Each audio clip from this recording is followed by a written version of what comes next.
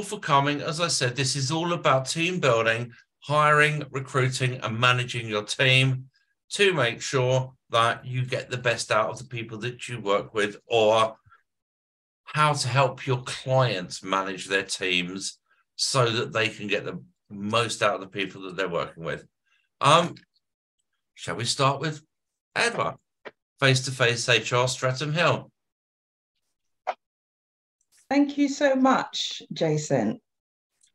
I'm just going to get my presentation up. Thank you so much for attending today. I am going to speak about recruitment and building a team, bearing in mind there's a cost of living crisis. Now, on average, I'm not sure if you're aware of this, but on average, it costs around £20,000 to recruit a person. And that consists of the recruitment fees, the management time, the training, and the lost productivity. So now more than ever, it's really important to get it right and get it right the first time. So getting it right, it leads to higher achievement, greater productivity, and increased profit margins. Getting it wrong is really costly, as I've mentioned before, and it uses up so much of management time, and it's a disruption to your team. So what you need to do is define what you need. And in order to do that, you need to ask yourself 3 questions. Number 1, do you need to recruit? It might be the case that due to new technology, distributing work amongst your team, or maybe deciding to outsource the work, that you decide you don't need to recruit at all. Number 2, does the role need changing? You might decide that you want to move it from being a managerial role to being operational, or maybe from full-time to part-time. Number 3, what do other people think? You might want to get a second opinion from the board, from other team members, or perhaps you could even go to a customer or client to get some feedback from them. And also, the exit interview is a really good source of information. So yes, it's all of this that is relevant in terms of getting the right person.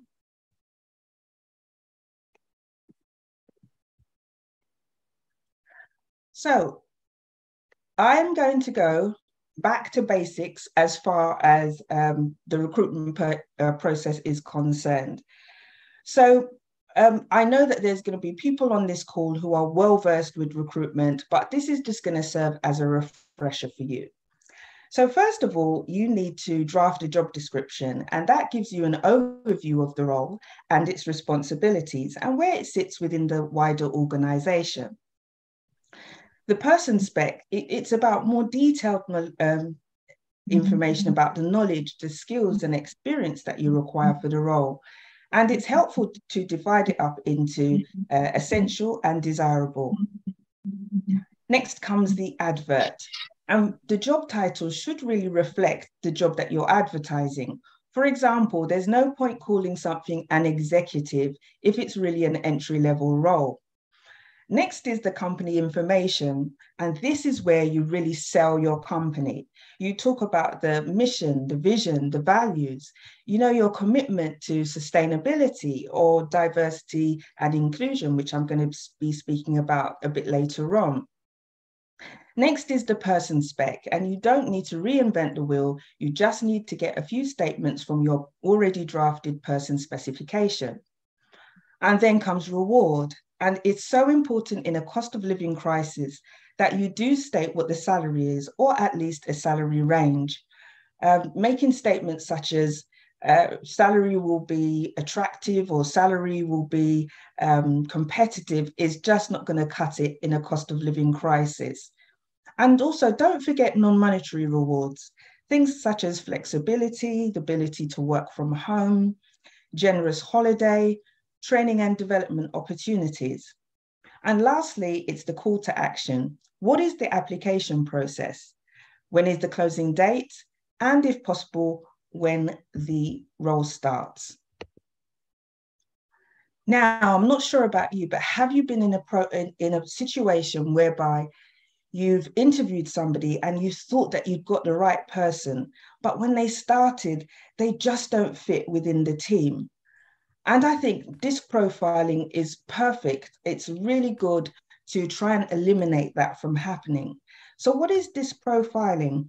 It's essentially a personality assessment tool, and it identifies behavioral characteristics in terms of 4 factors. That's dominance, influence, steadiness, and compliance.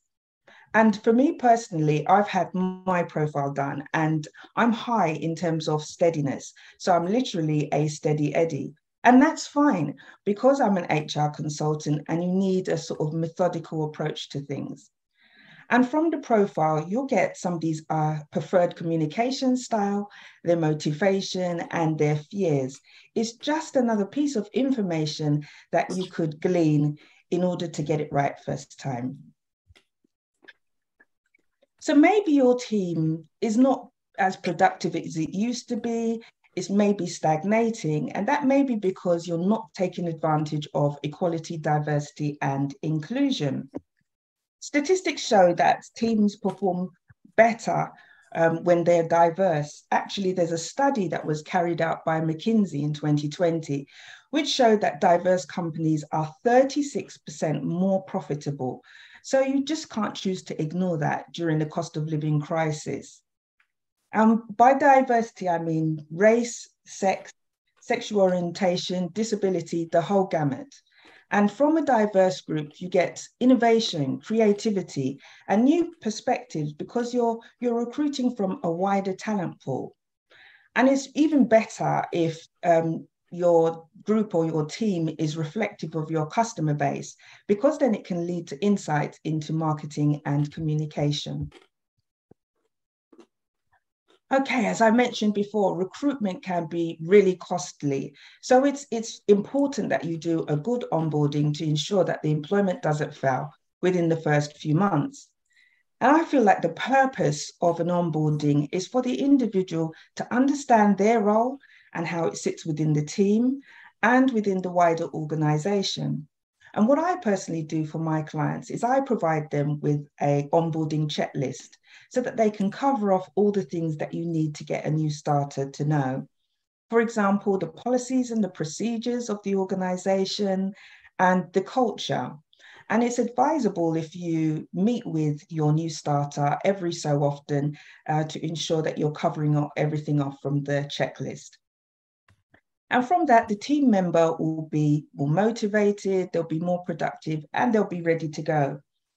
And I've got a statistic here that says with a new hire, they're 82% more likely to stay at the company with the good onboarding, And so it's good for retention purposes as well.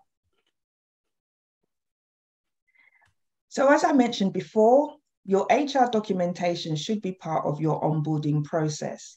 And for those of you who are on it and you do that anyway, that's fantastic. But for those of you who think, well, I'll just wing it and I won't bother with HR documentation, well, you are putting your business at risk.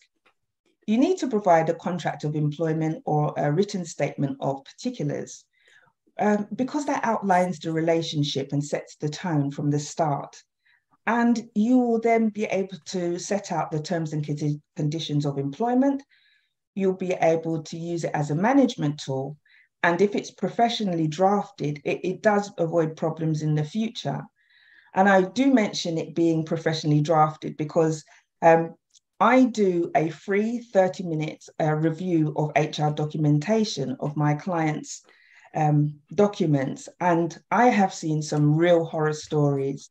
I looked at a contract the other day and it said something on the lines of, you are not entitled to have statutory sick pay within the first 12 months of employment.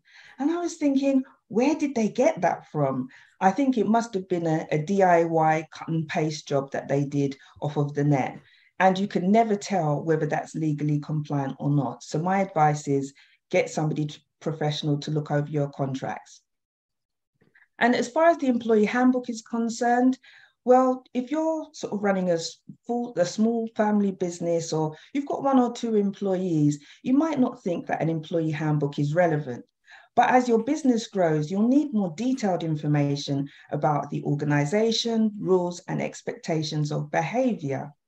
And the bonuses, of course, as well, is that it avoids discrimination claims. And I should point out that it's part of your legal obligation to ensure that a new employee has a contract of employment on the first day of employment.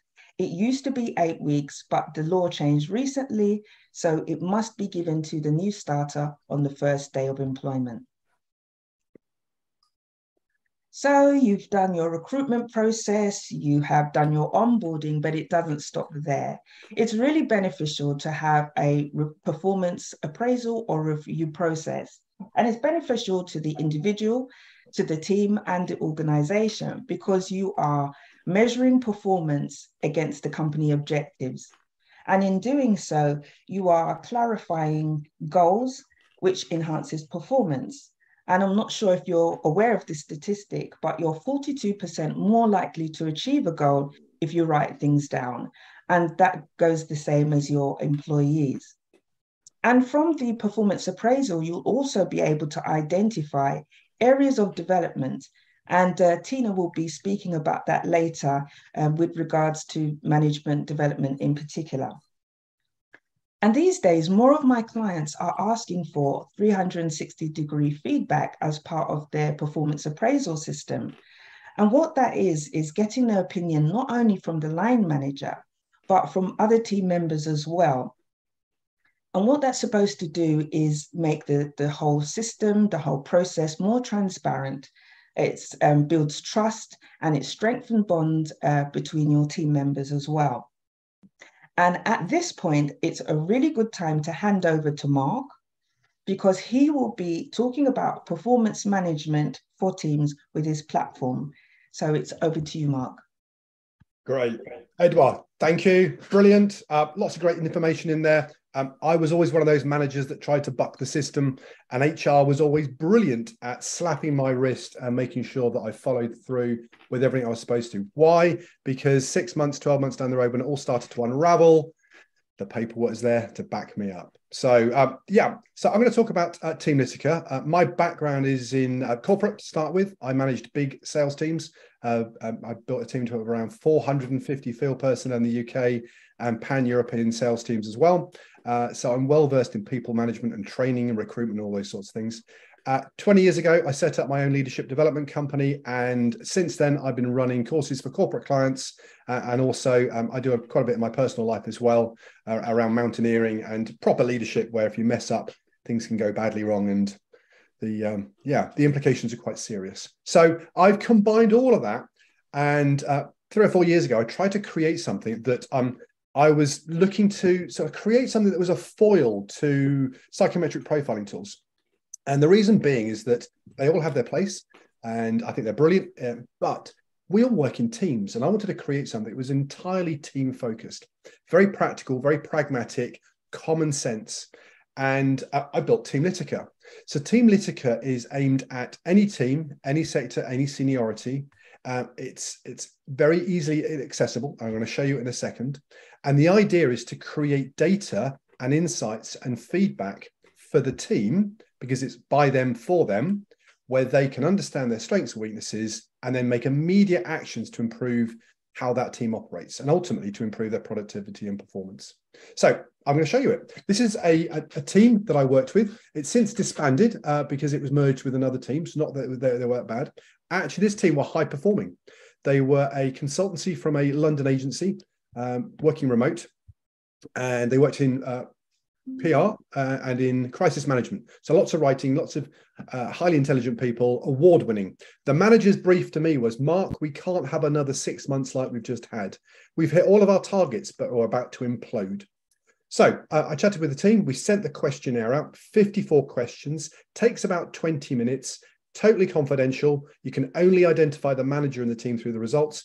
Everybody else is confidential. As I say, you can't identify them. And the reason being, we want to get good results. So let me show you this particular team and their results.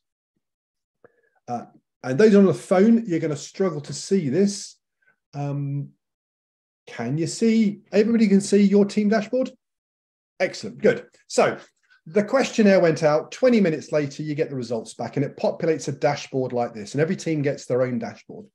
So there are 3 overall scores: the team's cohesion, stress and morale indicators, and I'll come back to benchmarking in 360, just like Edouard said a few minutes ago. So everything is green, amber, red, as I say, to try and get it as accessible and easy to understand as possible. So I have 9 categories, and it will load. I have rubbish internet where I live, so give it a few moments.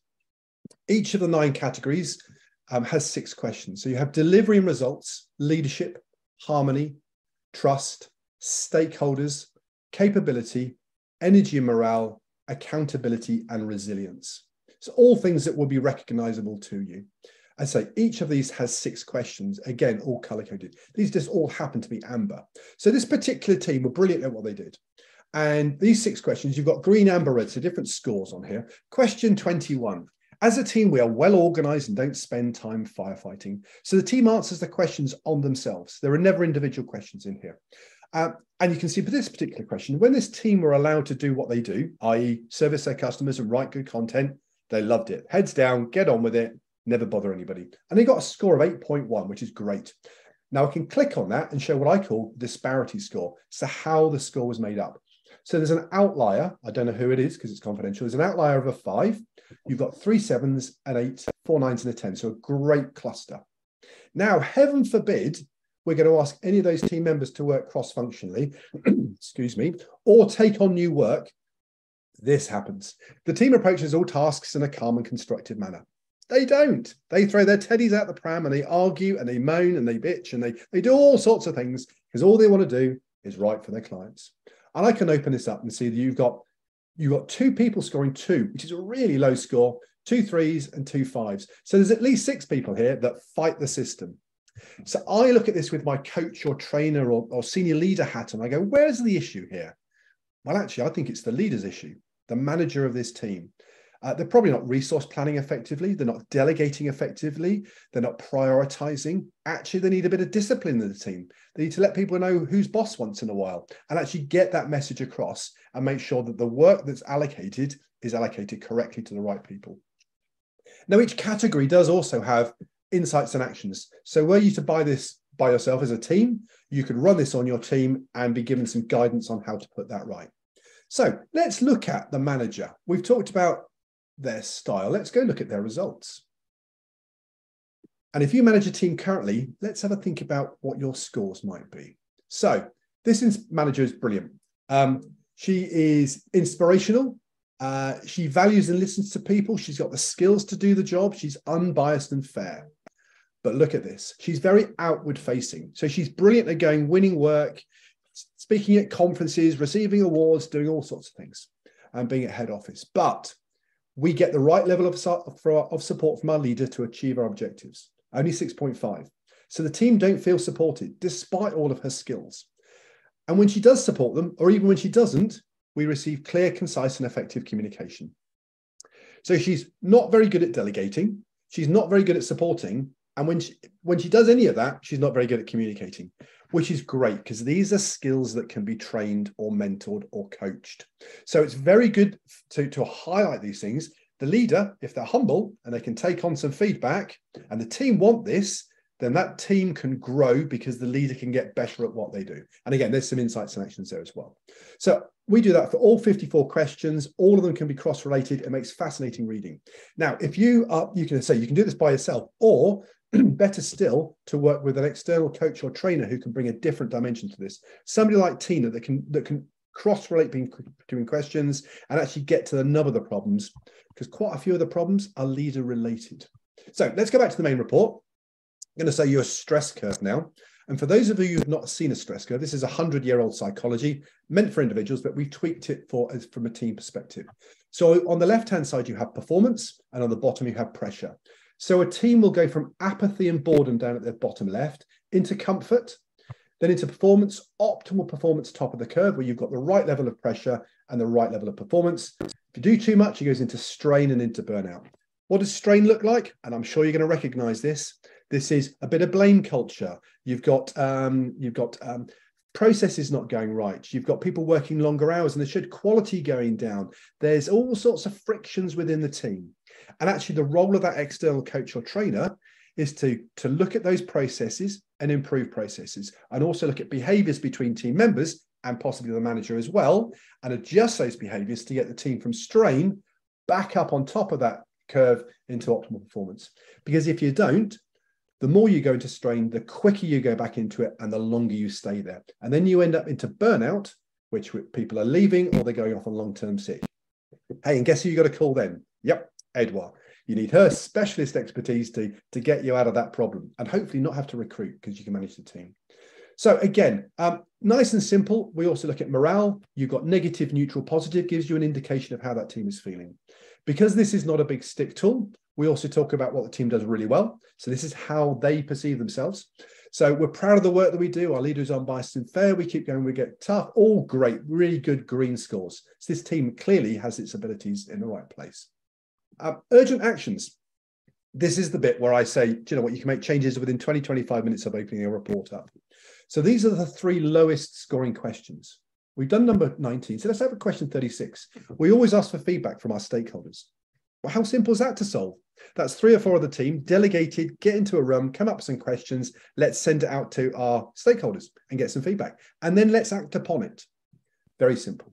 And the 3 bottom ones are, I call a disparity score. So the spread of responses. And if we go to question 60, we focus on possibility, not negativity. As you can see there, we've got, open it out. You've got, you've got 2, 4, 5 people that come to work and don't feel happy. So what sort of working environment is that going to create? So within this report as well, we also ask 3 open text questions, which are, what does the team do well? What does the team not do so well? And give me 3 quick wins. So either the team can implement those quick wins straight away, because I'm a great believer that the answers lie within the team, or you can get your external help to come in and solve some of those problems. Now, once you've got your report, you've got your data, you've got your action plan, let's create that with either the internal management or with somebody externally and create immediate short wins and quicker wins and then longer term wins into a development plan. Once you've implemented that and it's now say 3 or 6 months later, guess what you can do? You can come back and retest.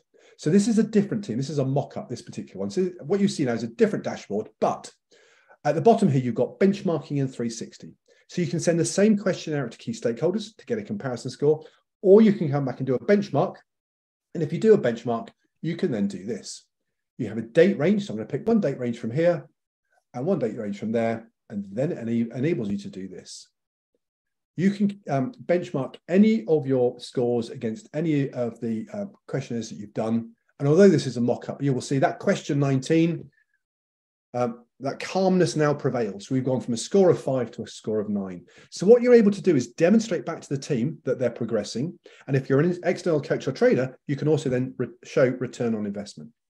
So that is a report, and there's a little bit coming down the line, which is looks at multiple teams. So you can compare and contrast multiple teams on the same pages and look for either shared training opportunities or best practice teams.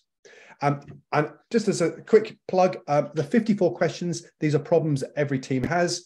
And over the next 12 months, we're going to do 1 problem a week. I'm going to do a live broadcast on LinkedIn. So if you want to check out solutions to the problems that are highlighted within the report and you want to benefit from them yourself or know others that can, then hopefully you'll tune in. So that's Mark, Team Litica. I now have the pleasure of introducing Tina, who will take you through training and all things managers. Thanks for your time.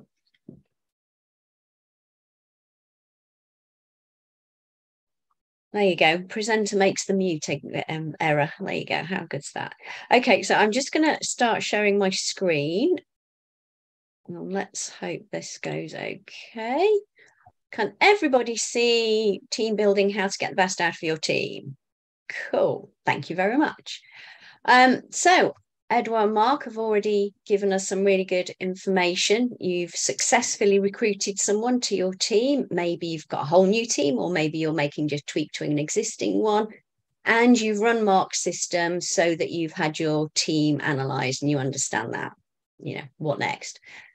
I think initially, as Mark's already said, if you look at the Team Litica reports, you should be able to find some quick wins, something that you can implement quickly that will have a positive impact and start enthusing the team. So that's really great. I think it's also important that you have to understand what it is that a successful team needs. And it's going to be things like good communication, which is safe and open. There's going to have to be some agreed shared goals. You've got to have trust within the team. If you haven't got trust, it's not going to work as a high-performing team. Appreciating the strengths that each of those team members have, and I'm going to talk a bit more about that later. The ability to grow, diversity, which Edward's already talked about, values that shared and agreed amongst the team, supporting each other. You have to have that support network within the team. And then there's feedback, which Edward's already talked about. You need energy within your team, and you also need consistency. But, you know, why bother? Is it actually worth investing in your team so that you've got a high functioning team? And the answer is yes. And I've got some wonderful statistics to show you to prove the point. So the benefits of a high performing team: if you've got strong team bonds, it helps create oxytocin, which creates happy people. And happy people are 20% more productive than their unhappy colleagues. Also, if you're acknowledging people's strengths and valuing their strengths within the team, it can bring individual absenteeism down by 41%, which is a significant number. But across the whole team, it can also reduce staff turnover by 24%. Now, Edward's already talked about diversity and the benefits of having a team that's got a range of ages, genders, ethnicity, and everything else. And she has already mentioned the fact that these teams can be up to 36% more productive than their uniform counterparts. I find this one quite interesting. If your team collaborates on a task, they're likely to stick at that task for 64% longer than somebody working in isolation. Now, this one's the biggie for me. 94% of people say they would stay at an organisation for longer if that organisation invested in them and helped them to learn. Well, that's where I come in. So from this, you can see that an organisation needs to maintain, develop and grow its teams in order to maximise all those benefits. I suppose one of the ways you can look at it is kind of think of your team like a garden. You're going to spend a lot of time and investment getting it just right, just the way you want. But if you neglect that garden, the weeds are going to come back, and it's going to be the same with teams. I kind of had a bit of a debate with myself to start with as to whether maintain or develop should come first in the list. And I think it depends on what stage your team is at. If you've already got a well-established, strong team, then you're going to be looking at maintenance. But if you've got some skills gaps, you're going to want to prioritize development first and then move into maintenance when everything's in place. It's going to sound obvious, but every team member has responsibility as far as team maintenance goes. You may choose to formally identify people's strengths and personality traits using the DISC analysis that Edouard mentioned earlier. Or you just may work amongst yourselves and identify what people are good at. So you might decide that actually, do you know what, Janet's really good at keeping people on track and making them accountable. Jeff's the data guru and Alex is brilliant at customer service. Either way, I think it's really important that everyone understands and appreciates their own talents and strengths and those of the rest of the team. Now, having said that it's important and everyone has their role to play, the manager plays a key role in keeping the team on track. In fact, a manager can make or break a team. They have to be a really good communicator, a role model that brings enthusiasm and energy to the team, and they have to behave in accordance with the shared values. So this is something that you need to bear in mind and make sure that they can deal with difficult people and situations confidently. So moving on to developing. In this context, what I'm talking about is addressing those lack of skills across the team where they have a direct impact on whether the team can achieve its goals to the highest standard. Now, if you've been working with HR and if you've been using Mark's system, then there's a good chance you'll know what those skills gaps are already. And then you can agree with the team the best way for them to be addressed. Now, I think it's really important that the team are involved in this development process, because if somebody comes up with a proposal that don't agree with, then they're not going to engage and commit to it. Something that can happen as well while you're sort of maintaining and developing your teams is conflict. Now, there are different types of conflict, and actually I would suggest some of them are good, and you would encourage them. For example, the ability to debate differing ideas and opinions. It has to be well managed and it has to be kept on a professional level. But this sort of conflict can result in really broad ideas and stronger decisions. However, if conflict is undermining the team through, I don't know, personality clashes or bullying and harassment, then that needs to be dealt with immediately. And it's usually incumbent on the manager to make sure it's addressed. If you treat it as a priority, then it reinforces the values of the team and it demonstrates consistency. And this is one area where I would definitely recommend you get some external training support. So moving on to growth. Now, with this respect, development was about the team skills. This is about individual skills and what their needs are, and they may extend beyond what the team needs and reflect more their ambitions. So a part of everybody's development plan needs to work towards these goals and identify how to achieve them. And this is also a great opportunity for starting succession planning within your team and within the wider organisation. In order for development and growth to properly work, I think Mark's already mentioned it, you do need a no-blame culture. People have got to be allowed to make mistakes. I mean, it's inevitable if somebody's learning and growing. What's important is that you've got in place structures so that if this does happen, you can understand why the mistake occurred and how you learn from it. But how do you bring on the development and the growth of individuals? Well, there are a few options. Some of them are internal and informal, things like shadowing, coaching, mentoring, or delegation. But there are also external options. For example, you could use conferences or trade events or secondments or external training. And these have the added benefit of bringing a broader range of knowledge and skills and expertise. What we do at Aventina is we work with organisations and managers to analyse the different individual skills, show them how their role fits in with the team, and then identify any areas that they might want to consider for development.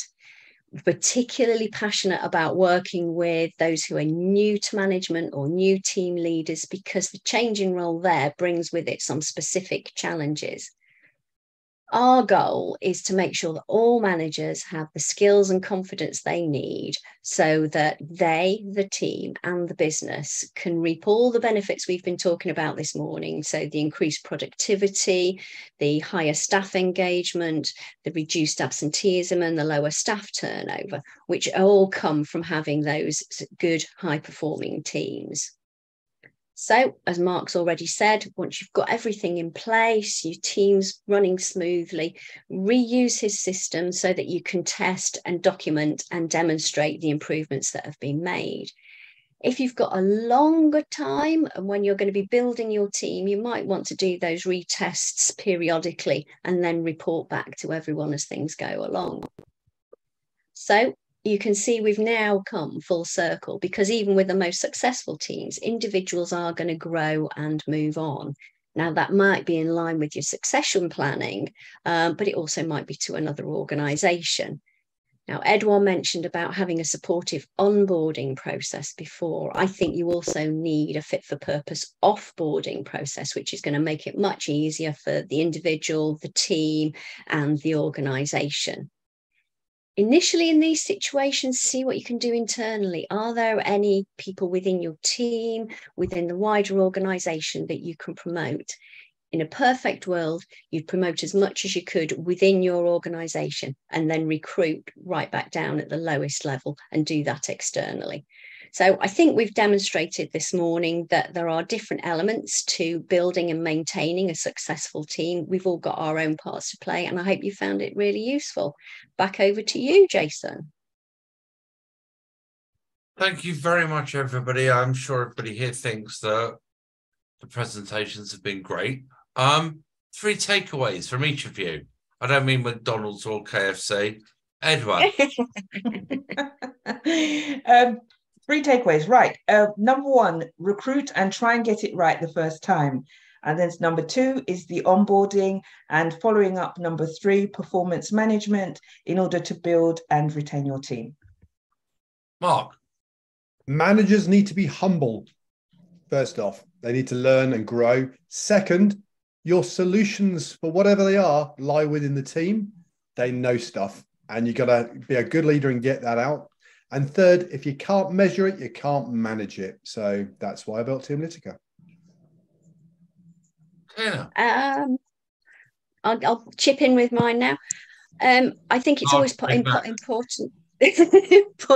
to continue to invest in your team, but it doesn't have to cost you lots of money. And we mentioned the internal options there, and I would strongly recommend delegation, which empowers the individual but also provides the team with resilience. No matter how busy or how tight things are, keep your team communication live, current and frequent, so team meetings and one-to-ones. And I think the last one, from a rather selfish point of view, but it is key to the whole team, is continue to invest in your managers. Thank you very much. Does anybody have any questions? Or somebody's got to have a question, really.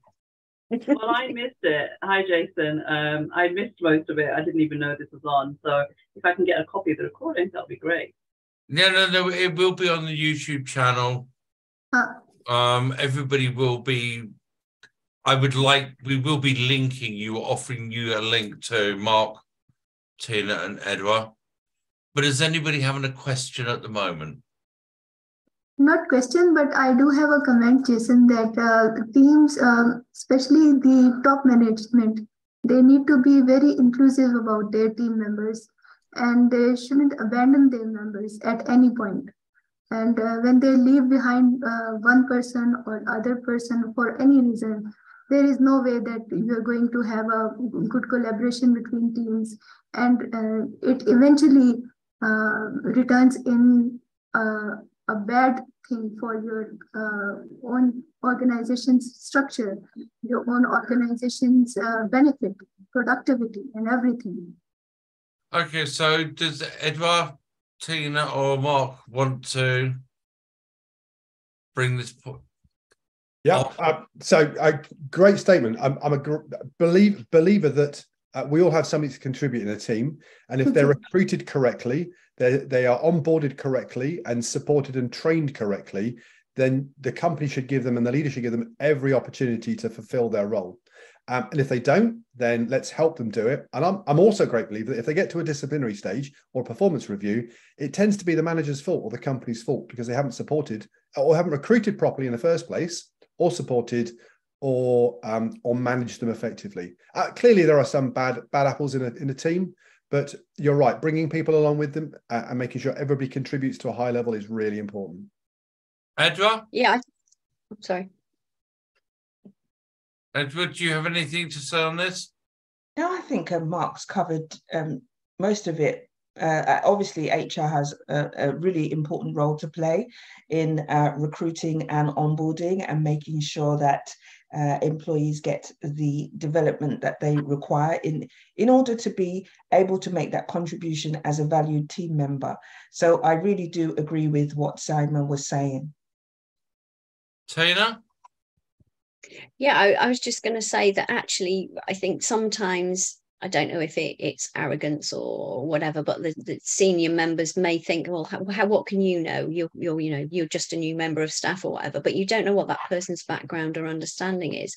And if they're a lot closer to the business, they might have a better understanding than you anyway. So I think it's always important to make sure that at whatever level of the organisation you have that ability to contribute to discussions and make suggestions.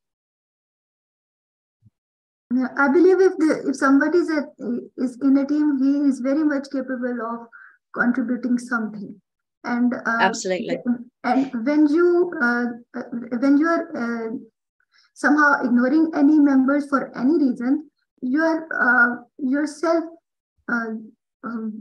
making sure that your team is no longer a team.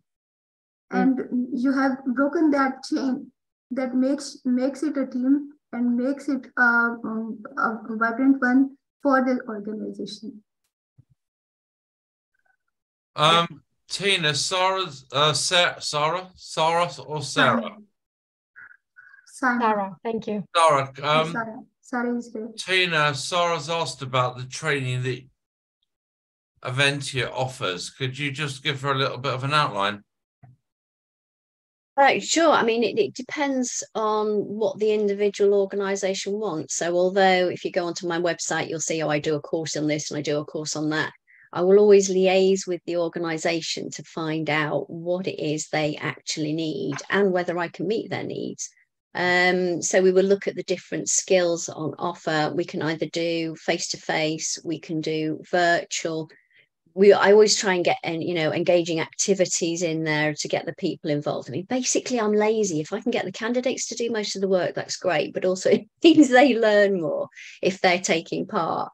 And so it does depend. I mean, as far as new managers goes, I'm hoping to launch very soon a course specifically for them, which will take them through all the challenges and changes that they will have when they become new managers, and then help them understand what their role actually is and what they need to do, and then identify any development that they may need, which they can then train with me, or they can take and train with someone else. Does that answer your question? Thank you. Thank you. Okay, look, I was thinking about doing some breakout rooms, but the young lady that works in my office that does all of that is not well today, and I'm so used to this stuff. So you're just going to have to put up with it. Ricky, you asked a question.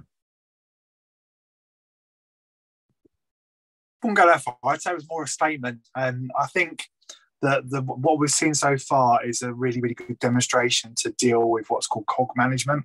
And cog management is where you've got a job that wants doing and you just put a body into it and manage the cog to do what they're doing.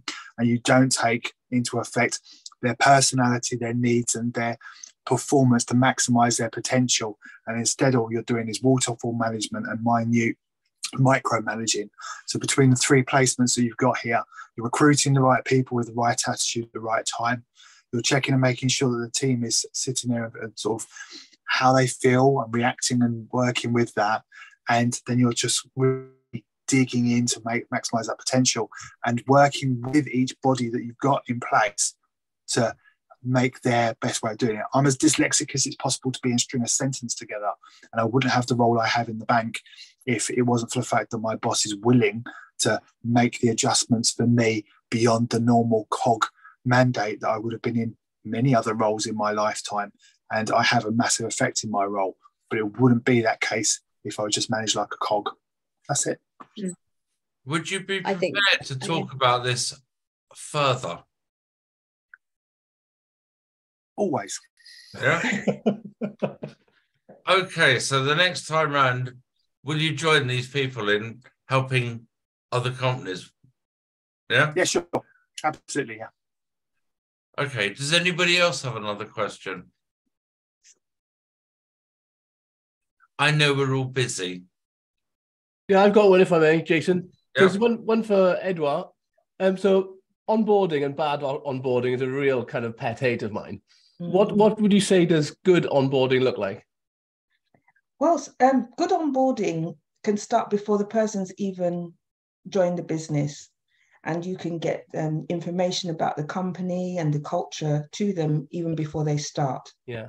And of course, it's all of the basics in terms of documentation, the policies and procedures. That's the formalities, but it's also about the culture of the organization as well, and what the organization stands for. So there's different layers of the onboarding, at the organizational level, the team level, and with the line manager.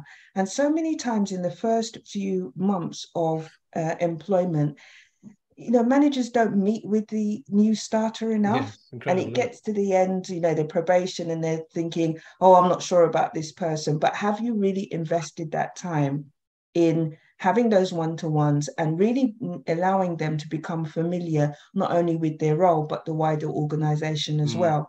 So I talked about induction checklists, and I can bespoke that to the company as well. Mm-hmm. Mm-hmm. Great, thanks. Anybody else? I've got a quick question. So Mark, through this process that you take people through, have there ever been any times where it hasn't worked, where it's shown a certain response, but it's a false response because that person's been quite cute in how they've answered the questions?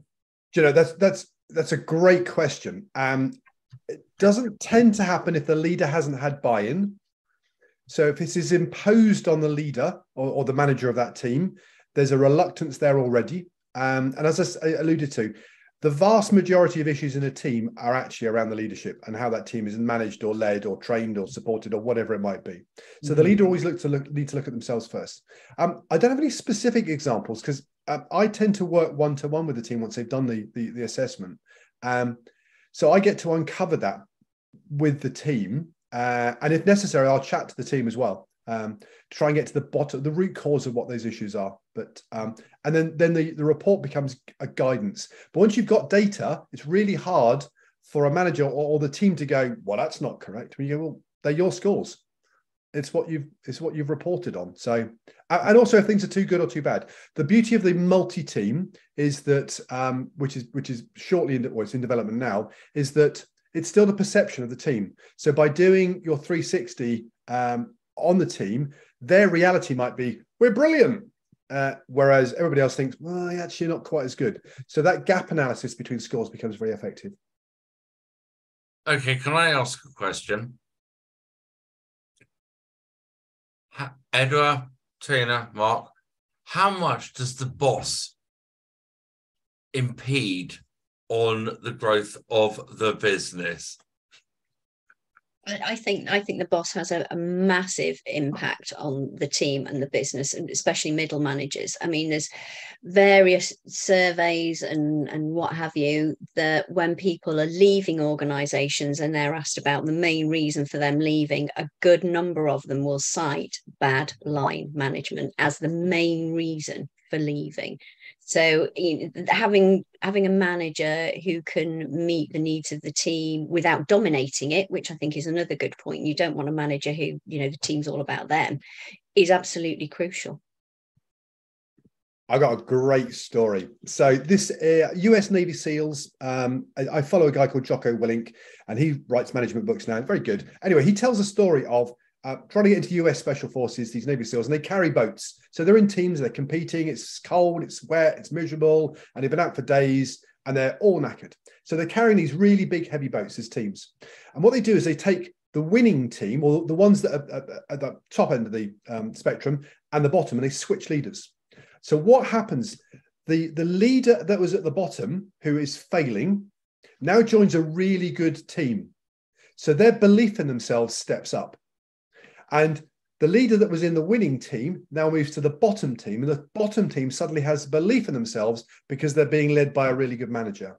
And what happens is both teams rise up and then compete against each other and do really well. So leadership is absolutely critical to the success of any team, and attitude and belief as well. Yes. Yeah, as I mentioned earlier, when a new starter joins a team, the line manager is crucial in that onboarding process, and it can't be delegated to somebody else, even though other people should be involved in the onboarding process. But it's cyclical, it starts off with the onboarding, then it's, the maintenance, the regular team meetings. And of course, the performance appraisal is really crucial as well, in terms of the line manager assessing performance and doing that in a fair manner, so that the individual feels that they are recognized, and so that if there are areas of development, then you can identify that as well. So it really is a cyclical thing, and I think that Tina is great for management development, because what I found through working in HR is that there is a focus on people who are experts just being promoted into a managerial role, without having the necessary training on how to become a line manager. And we need more management development as well. That's very, very true. I'm going to completely support. That's why my passion is to support those new managers, because everyone's got the skills, but they're perhaps not aware of it. It's just bringing them out.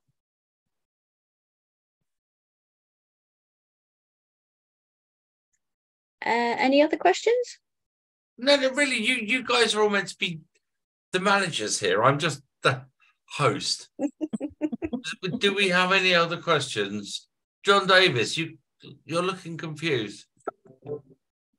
Oh no, I'm all good. I'm just listening. Do you have anything to say? Well, I was just fascinated by Mark's presentation. There, I was, whilst you were talking, I had a look at Teambuilding's website, so I was actually just having a look at that as well. So yeah, I'm interested in everything that anybody said. I don't actually have any specific questions as such. I've got another question. So with issues around diversity now, how does that fall into what you suggest, Edward, as an HR consultant, and for you for training? How have you had to adjust to accommodate diversity within businesses as well? Yeah, that's a great question. As I said in my presentation, it's something that businesses can't ignore now, because the statistics show that teams perform better when they're diverse. And it's not just about an obligation, to ensure that you comply with legislation. It's just there's a business case for diversity. And so even when I'm talking to small businesses, it's not just an issue for larger businesses, it's for small businesses as well. And I think that the cost of living crisis presents an opportunity for businesses to recruit from a widened talent pool. And I do get requests from companies for diversity and inclusion training, because managers are not necessarily well versed in what they need to do in order to recruit and to support diversity and inclusion in the workplace. So that is something that I offer as well. Yeah, I think that's right. And I think it might seem comfortable when you're interviewing people, if you see some similarities and you go, oh, I can relate to this person, and therefore they're going to be good for the team because we're going to agree. And actually, you don't want a team full of people who are going to agree with you. You want a team for exactly the reasons that Edouard says about improving business, because they're going to challenge. Like I was saying in my presentation, it needs to be managed well, but you're going to have some really good debates and discussions about differing opinions. And also Edouard mentioned in her presentation about if your company reflects your customer base, you're much more likely to provide products or services that are going to meet their needs. So there's definitely, a business argument for it. It isn't about ticking boxes about, whether you've employed the right number of women or, whatever it is. There is actually a business argument for it. And I think you need to have that in mind when you're going through that recruitment process, or even if you're not recruiting, if you're doing a particular project and maybe you're getting some consultants in, somebody who is going to have that different opinion, who's going to challenge, because you're going to come out with so much stronger decisions as a result of it. Does that answer your question? Thank you. Does anybody else have any questions at the moment?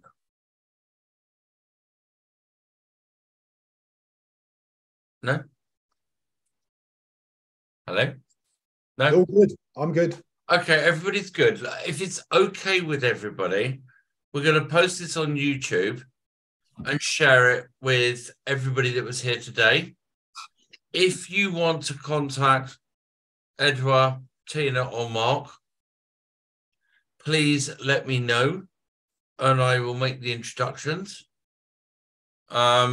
If you would like to be involved in any of the future events that we're doing, contact one of us. And if any of us can help you, we are here for you, all right? Definitely. And thank you for your time. Thank you for turning up. Yeah. Thank you so much. Absolutely. I hope you got some use out of it. Yeah. Thank you, everybody, for coming today. We're really appreciative. And Tina, Edward, and Mark are very, very happy that you took the time to listen to them. And hopefully they can help you in your business in the future, right? Cheers, everybody. Yep. Well done. Thank you. Thank you very much.